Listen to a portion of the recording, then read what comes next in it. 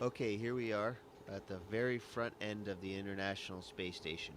This is the forward end of Node 2, and this is right behind this hatch is the PMA, the pressurized mating adapter, to which the space shuttle docks whenever the next space shuttle comes.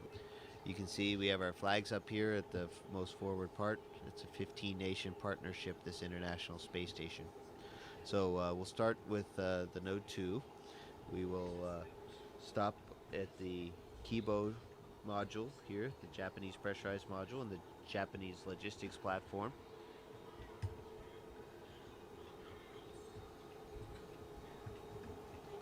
We'll stop back there in a second. We'll take a look in the Columbus module, pride of the European Space Agency, and our pride too. And then you can look down the stack, and you can see several other modules, and even into the a little bit into the functional cargo block, the FGB, and then the service module. So it's a really big space station that we got. Welcome to Kibo. Please enjoy and relax in this brand new, the most spacious and quietest room in the ISS.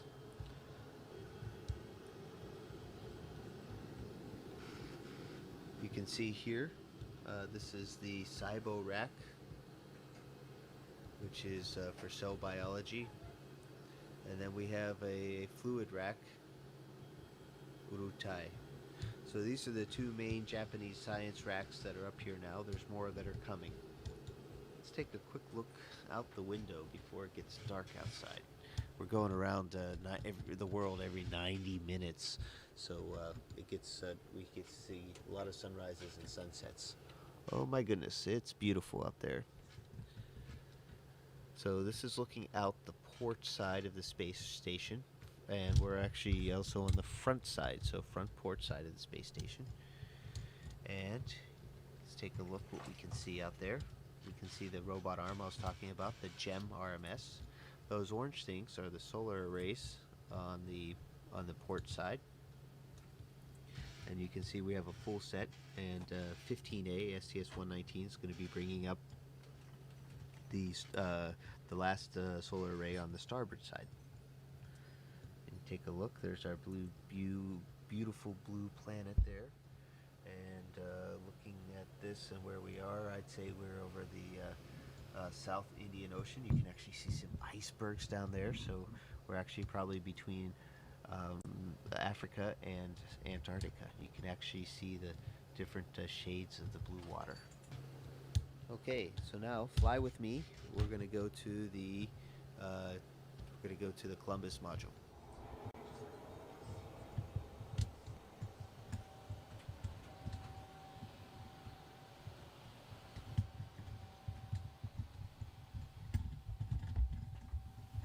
Here we are in the Columbus module. You can see it's also spacious. It's also cluttered because it's a great place to store things or temporarily stow them. It's not going to be this way forever. We're going to have it nice and clean pretty soon. We're flying back to Node 2. We'll take a quick look what else we have here. We have my work area. It's a little bit cluttered right now, but this is kind of my desk. It doesn't sit out horizontally, but but it has everything I need on it. This are my crew quarters right here. You can tell has my name on it. And in fact, I can give you a tour real quick of crew quarters. This is what it looks like inside. There's a fair amount of room. We'll get the has a standard space station light on it. So now we're going into the Destiny laboratory, headed aft on the space station. And there's my crewmate, Sandy Magnus. She's getting her exercise in for today. This rack is the oxygen generation system, and we have a few too many things on this rack, and we're in the middle of cleaning it off, not to interfere, but you can see oxygen, we're making oxygen, and when we make oxygen, we're breaking down water into hydrogen and oxygen, and the oxygen comes right out here.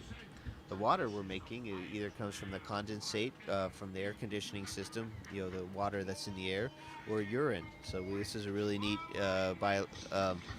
regenerative life support system.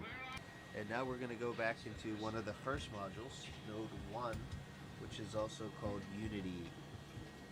These are this is our pond or wall of water that's down here.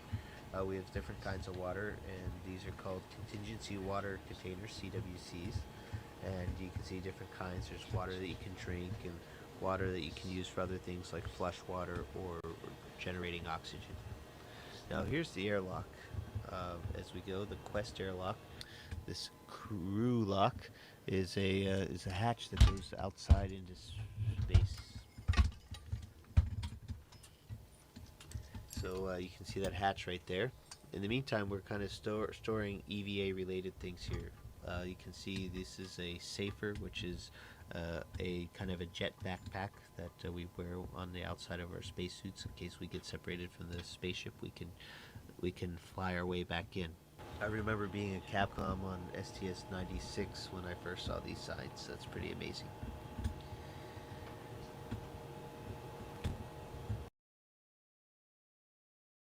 And we're floating into the Russian side of things.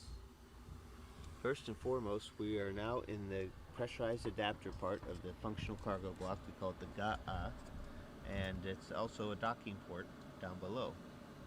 As you carefully look down below, you can see the hatches, and inside that what you can see in front of us is the docking mechanism for the Soyuz. Come on up. It's very compact and not a lot of room. Makes it very efficient. Now Yuri's been busy unloading the Progress. We just finished an EVA, so things here in the functional cargo block are very functional right now and very cargo-y. So you can see things are just really, really full here in the FGB. As we leave the FGB here and go into the docking compartment. Docking compartment is another one of those vertical looks, and it's a kind of a misnomer. It's not just docking compartment, but it's also a airlock.